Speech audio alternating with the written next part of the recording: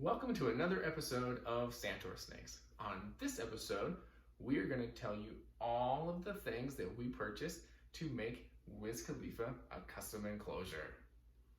Thank you to all that like and subscribe. Now cue that intro.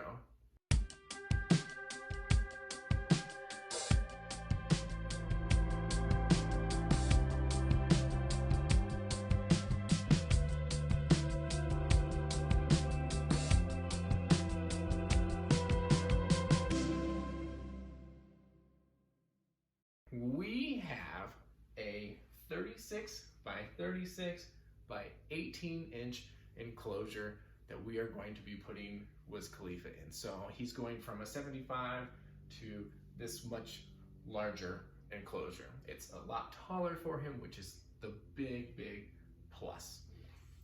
It is a full screen top and obviously glass front opening.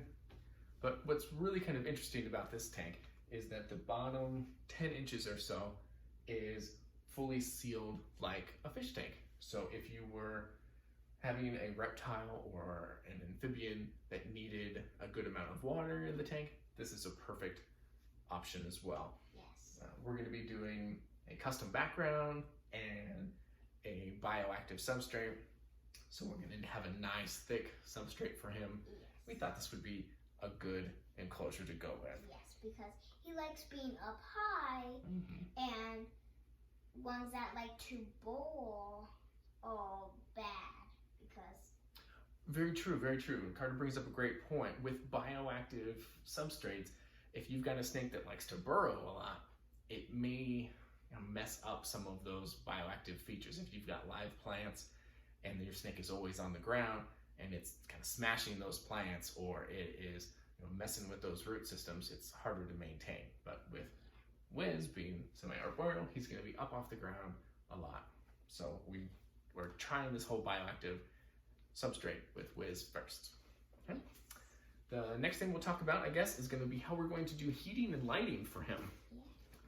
So we've got this deep dome that we're going to be putting up on the left side. Okay. And we have a ceramic heat emitter that will be going on one half, and that's going to be on all the time, 24 hours a day. Make sure he's got that heat.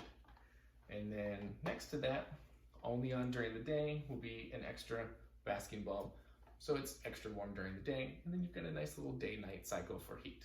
Yeah. Okay. And we might add a heat mat on a thermostat, just depending on how the enclosure goes. This whole thing will be set up and fully functioning and substrate mature before we introduce Wiz, so we'll know if we need that heat mat under there or not. But at this point, we're thinking no. Yeah. The ingredients, if you will, to make the actual background is pretty simple. We've never done one before, and we are super excited to try it. First thing you need is expanding foam. We went with Great Stuff Pond and Stone. It says right on there that it's fish and plant safe. So out of all of the different types, this is going to be the safest for reptiles and amphibians if you're going to be making a custom background with spray foam. But I know lots of people that do just the red can, even the blue can is fine. There's just different ones, but we like this stuff. Yes. So we're going to be using the spray foam to spray the entire back will be covered, and then some pieces of the left side and some of the right side will be covered in the spray foam, and we're going to kind of map that out in the next part. Before the spray foam fully sets up and cures, we're going to use just some simple little tools to kind of help mold it. You want to show them those little tools that we've got? Yes. Forks. Just some forks. We can kind of just scrape it and kind of move it a little bit as the foam is expanding out and getting it where we want it to go. After the foam has expanded and is dry, then we want to cover it with some silicone and then use some substrate, maybe some moss, to kind of stick on there and make it look more natural.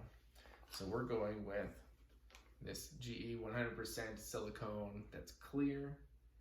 And we're going to be mixing that with some mineral spirits. Yes. So it'll thin out the silicone while keeping the stickiness, and it should make it very, very paintable on there. Nice thin layer over all of the spray foam so that we can stick on the substrate and moss super easy. And that's why we have paintbrushes. That's why we've got paintbrushes. That's very good. My favorite feature is going to be the waterfall. Can you show them the waterfall a little bit? Yes. Ta-da! So it's going to have water come in a couple different layers in there. It's going to look cool. It's going to sound cool. Yes. Wiz being up off the ground, we wanted to give his water source a little height too. Plus it will add some good humidity in the enclosure.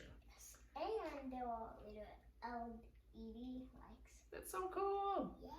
To further raise this up off the base of the enclosure, I grabbed one of these. It's literally just a little plastic pot, and we're gonna put this over here. This will be the cool side, and then we're going to set this up on top so it will raise it up even more. Yes, and we are gonna cut out all of here except for the corners, and we're gonna spray the corners with silicone. Right, so we're gonna cover the parts that we're keeping with silicone to get some substrate and moss on there to make it look more natural. But this will be open on the inside, and I think what we're gonna do is we're gonna take this flower pot, cut it down, put it in there, and then that will be a little hide in the bottom of this. And then we'll take some other kind of bowl and put that on top, but still inside here. And that will be a big water source where he can actually soak. So this will function a couple of different ways in just one piece, and that will leave a lot more open space on the floor for him to explore and move around, and for us to have some live plants. For the soil, we are just gonna put some of this. Yeah, little cuttlefish bone is a really, really good source of calcium for some of the invertebrates and things that you're gonna have living in your bioactive substrate. You've got those isopods, you've got your springtails, everything like the cool little roly-poly guys are just fascinating. They move around a lot, and they come in so many different types. I had no idea. And some of them are kind of expensive. So we'll get a couple of them, see how they do. Obviously, they should be doing well, or it's not a good bioactive substrate. Yeah. But we are super excited to do that substrate too. We've got some magnolia leaves. We've got live oak leaves to mix in with the substrate and just put some leaf litter on the ground, make it look super natural, super fun. Yeah. But another really, really cool feature of this enclosure is all of the cork bark. Yes. We hand-picked out a bunch of really cool pieces. Yes. This one is going to go probably right about there and just be a cool little ledge for him to explore on. And this is gonna go somewhere here. Yeah, I am so excited about the ring. It's going to be a cool little window for us to kind of look in. I think we'll get some really cool pictures. And this could be something that, like, putting right here. Right, so if we've got that spray foam attached to the sides, and then the ends of that stick will be in the spray foam, so it'll be nice and secure, and it'll be a place for him to crawl up on and get a little warmer from that heat above if he wants. But we've got some really, really cool pieces that we're gonna just kind of stick in all kinds of different places all over the enclosure. You know what's funny about this one? Slingshot. Yeah. Oh yeah, do I know you? Yes. I've known you your whole life. Yeah. Yeah. We've got all kinds of fake plants, different ones. We've got some at reptile stores, some at hobby stores, but all kinds of different plants, some to hang on the walls, some to hopefully stick in the spray foam. I think we're gonna try to silicone some in place, leaving some loose. We're just gonna kind of go with it. We've got two really big plants over here. Sorry for getting a little close. Grab that one, buddy. These I thought were so cool. Yes. And So we can literally put it like at the top. and just let them hang down. Yeah. We could snip off little pieces and put them different places in there.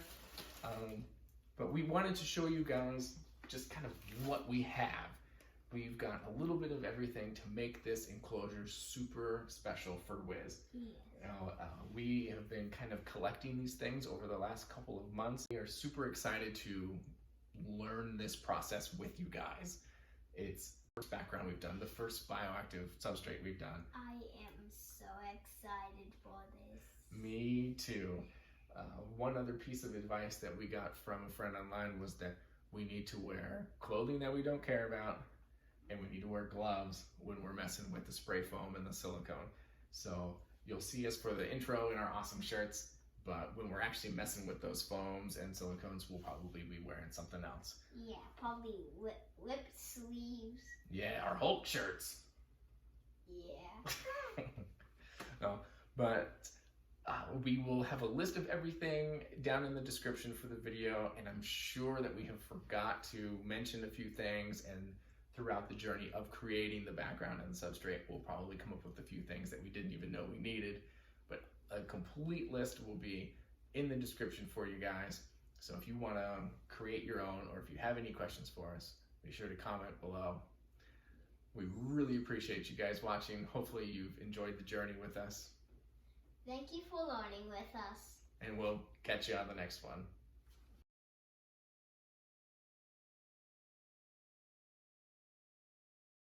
And this one looks like either baby gold or daisy. Yeah. And that one's lighter. Yeah. I love our new shirts. They're so cool. Yay. Yeah.